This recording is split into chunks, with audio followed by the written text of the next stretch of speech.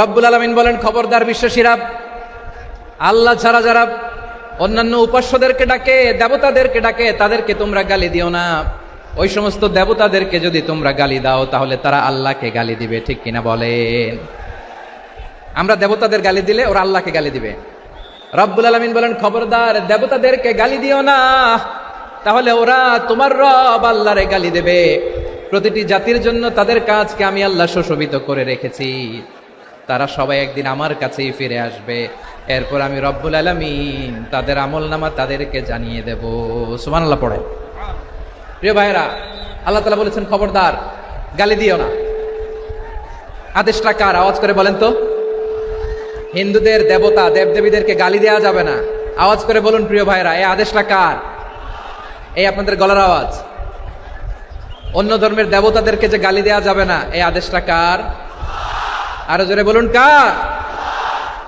গালি দিবেন কোন দেবতাকে? দিবেন? যদি দেন তাহলে ওরা আল্লাহরে গালি দিবে। তাহলে আল্লাহরে গালি খাওয়াইলো কে? আপনি, ঠিক কিনা বলেন? আমি আল্লাহকে গালি খাওয়ানোর কারণ হলাম, কারণ আমি যদি গালি না দিতাম ওরা আমার রবকে গালি দিত না। আওয়াজ করে বলেন ঠিক কিনা? তাহলে প্রিয় ভাইরা, ইসলাম আমাদেরকে শিখায়, সূরাতুল আনআমের 108 নম্বর আয়াত থেকে আমরা বুঝলাম কোন ধর্মকে ছোট করা যাবে না। অন্য ধর্মকে ছোট করা মানে ইসলামকে ছোট করা। অন্য ধর্মের দেবতাকে গালি দেওয়া মানে আল্লাহকে গালি খাওয়ানো। আওয়াজ করে বলেন ঠিক কিনা? খবরদার, এটা করা যাবে না। আর অন্য ধর্মের দেবতাকে যদি আপনি গালি দেন, ওরা ইসলাম থেকে দূরে সরে যাবে। যাও ইসলামের প্রতি আকৃষ্ট হয়েছিল আর কোনোদিন ইসলামের ধারে কাছে আসবে না। আওয়াজ করে বলেন ঠিক কিনা? এজন্য কখনো কোনোদিন অন্য ধর্মের দেবতাদেরকে গালি দেওয়া যাবে না। অন্য ধর্মের কোনো দেবতাদেরকে আমরা গালি দিব না, গালি দিব না, বরং ইসলামের beauty, the beauty of Islam, ইসলামের সৌন্দর্যকে আমরা তুলে ধরবো। আমরা যদি বিশ্বনবী সাল্লাল্লাহু আলাইহি ওয়াসাল্লামের জীবনের দিকে তাকাই, তাহলে আমি দেখব বিষ্ণু ইসলাম মক্কাতে কিংবা মদিনাতে অন্য ধর্মের লোকদের সাথে খুব পিসফুলি লাইফ লিড করেছেন। হোক মুশরিক, হোক খ্রিস্টান, হোক ইহুদি, বিশ্বনবী সবার সাথে মিলেমিশে ছিলেন। আলহামদুলিল্লাহ বলেন। ইসলাম হচ্ছে পিসফুল রিলিজিয়ান। অন্য ধর্মের প্রতি সহনশীলতার সবক ইসলাম আমাদেরকে দেয়। কিন্তু প্রতিটি মুসলিমের এটা মনে রাখতে হবে, আল্লাহর কাছে পছন্দনীয় গ্রহণযোগ্য ধর্ম, জীবনাদর্শ একটি, সেটা হচ্ছে ইসলাম। আওয়াজ করে বলেন সেটা কি? লালমনিরহাটের ভাইরা আওয়াজ করে বলুন, আল্লাহর কাছে মনোনীত ধর্ম একটি, সেটা কি? এজন্য রব্বুল আলামিন বলেন, ইন্নাদ-দীনা ইনদাল্লাহিল ইসলাম, আল্লাহর কাছে মনোনীত গ্রহণযোগ্য অ্যাকসেপ্টেড ধর্ম মতাদর্শ একটা, সেটা হলো ইসলাম।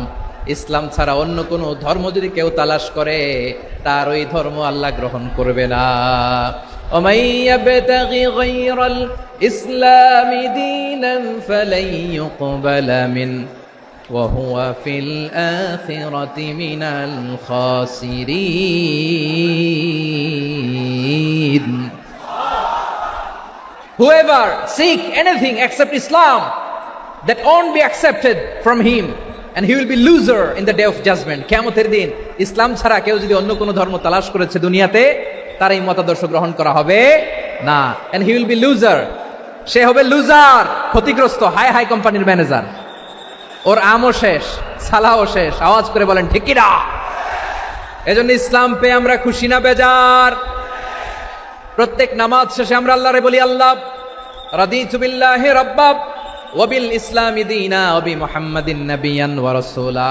ও আল্লাহ, তোমারে রব হিসেবে পেয়ে আমরা খুশি। ও আল্লাহ, ইসলামকে ধর্ম হিসেবে পেয়ে আমরা খুশি। বিশ্বনবীকে আমাদের রাসূল পেয়ে আমরা খুশি। ঠিক কিনা বলেন? ইসলাম ছাড়া অন্য কোনো ধর্ম আমরা গ্রহণ করব না। ঠিক কিনা বলেন? আল্লাহর কাছে অ্যাকসেপ্টেড রিলিজিয়ান একটা, সেটা ইসলাম।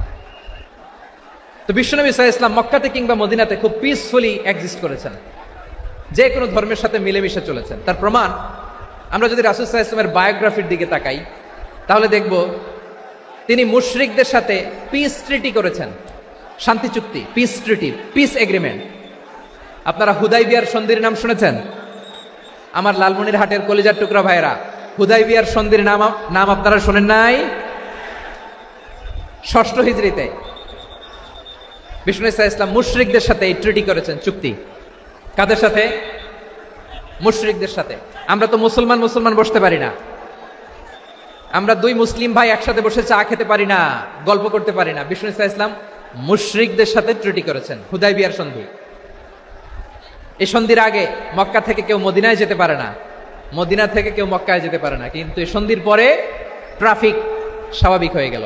মক্কার লোকেরা মদিনায় আসতে পারে, মদিনার লোকেরা মক্কায় আসতে পারে। এটাকে বলে সুলহে Hudaibiya, the peace agreement of Hudaibiya, শান্তি চুক্তি। আমরা পৃথিবীতে এখন অনেক শান্তি চুক্তির নাম শুনি, এগুলো সব the piece treaty of Hudaibiya থেকে কপি করা। আল্লাহু আকবার।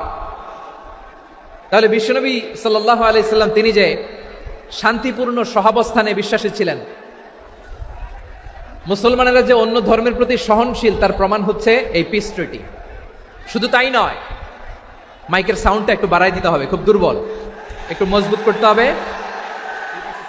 আর একটু ক্লিন করতে হবে, আর সবগুলা জায়গায় সাউন্ড যাচ্ছে কিনা একটু ক্রস চেক করতে হবে। হ্যাঁ, পাবেন পাবেন, দিচ্ছে mic operator, his trying his level best, দিচ্ছে। মাইক অপারেটর যিনি আছেন, প্রতিটি জায়গায় প্রতিটি সাউন্ড বক্সে যেন আওয়াজ পাওয়া যায়, একটু ক্রস চেক করেন, সাউন্ডটাকে একটু স্ট্রং করে দেন। হ্যাঁ, ঠিক আছে, মাশাআল্লাহ। এদিকে তাকান, এদিকে। মক্কার পার্ট গেল, পিস এগ্রিমেন্ট করলেন, শান্তি চুক্তি। বিষ্ণু ইসলাম মদিনায় যে কি করলেন? মদিনায় যে বিষ্ণু ইসলাম মদিনা চার্টার করলেন, মদিনা সনদ, সাহিফাতুল মদিনা, এটার বলে মদিনা চার্টার। যে ওয়েস্টে, ইউরোপে, আমেরিকাতে তারা অনেক চার্টার করে, সব চার্টার মদিনা চার্টার থেকে কপি করা। আওয়াজ করে পড়েন সুবহানাল্লাহ। বিষ্ণু ইসলাম মদিনায় গেলেন, মদিনাতে মুসলিম, মুশরিক, ইহুদি, এই তিন ধর্মের লোক মিলে সব স্টেক হোল্ডার যারা আছে সবাইকে নিয়ে বিষ্ণু ইসলাম মদিনা চার্টার করলেন, মদিনা সনদ। পড়েন সুবহানাল্লাহ। শুধু তাই নয়, মক্কাতে বিশ্বনবী পিস এগ্রিমেন্ট করলেন, শান্তি চুক্তি মুশরিকদের সাথে। মদিনাতে যে বিশ্বনবী মদিনা চার্টার করলেন, মদিনা সনদ করলেন ইহুদিদের সাথে। আবার মদিনাতে বিশ্বনবী ইহুদিদের সাথে পিস ডায়ালগ করলেন, ইন্টারফেথ ডায়ালগ করলেন, আন্তধর্মীয় সংলাপ করলেন, যেই সংলাপের মূল ভিত্তি ছিল তাওহীদ। মূল ভিত্তি ছিল কি? তাওহীদ। বিশ্বনবী ইহুদিদেরকে ডাকলেন, আহ্বান করলেন, কুল ইয়া আহলাল কিতাবি তাআলাউ ইলা কালিমাতিন সাওয়াইন বাইনানা ওয়া বাইনাকুম আল্লা না'বুদা ইল্লাল্লাহ ولا نشرك به شيئا ولا يتخذ بعضنا بعضا أربابا من دون الله فإن تولوا فقولوا اشهدوا بأننا مسلمون سبحان الله পড়েন।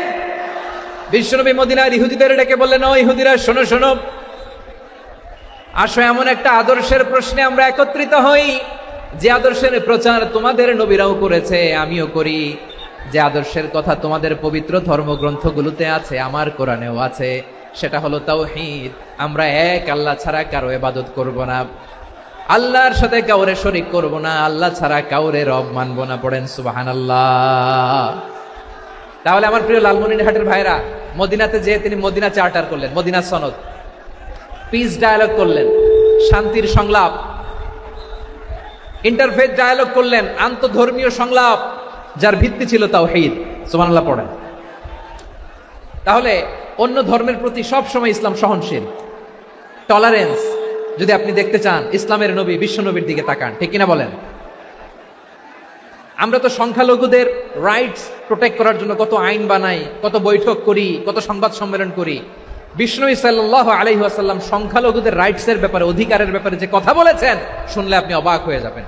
বিশ্বনবী বলেন, আলা মান যালামা মুআহাদান আও ইনতাকাসাহু আও কাল্লাফাহু ফাওকা তাআতিহি আও কাল্লাফাহু ফাওকা তাকাতিহি আও আখাযা মিনহু শাইআন বিগাইরি তিবি নাফসিন ওয়া আনা হাজিজুহু ইয়াউমাল কিয়ামা। খবরদার, জেনে রাখো, কেউ যদি কোনো সংখ্যালঘুর উপরে অত্যাচার করে, কোন সংখ্যালঘুর প্রাপ্য থেকে যদি কেউ কাউকে ঠকায়, সংখ্যালঘুর উপর যদি কেউ কষ্ট দেয়, কোন সংখ্যালঘুর সম্পদ যদি কেউ জোর করে কেড়ে নেয়, আমি কিয়ামতের দিন বিশ্বনবী ওই সংখ্যালঘুর পক্ষে আর ওই মুসলমানদের বিপক্ষে বাদী হয়ে দাঁড়াবো।